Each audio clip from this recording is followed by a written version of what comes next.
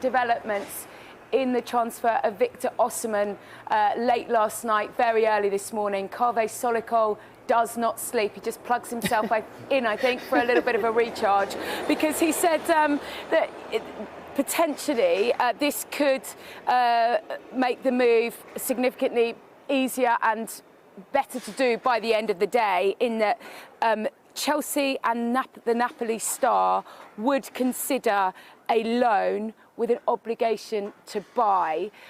You might think those few words don't make a huge amount of impact, but effectively that does mean it's a permanent move. It just means that not everything has to take place right now, because Osimhen, remember, signed that contract extension at Napoli with huge wages just a year ago. That release clause is over 130 million euros, and he's on huge wages alongside that.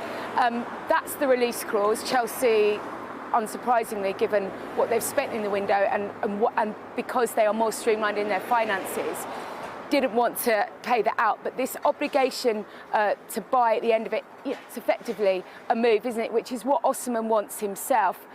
What we know is that Al Ali has put a very lucrative offer on the table for him, and as Pete mentioned a few minutes ago, the deadline for that doesn't shut until 11:59 on Monday evening. So there's still room if he doesn't come here. But his agent has said he's got unfinished business in Europe. What a prospect if he does come over here to the Premier League. I think Chelsea fans could get very excited if this one can get over the line before the deadline.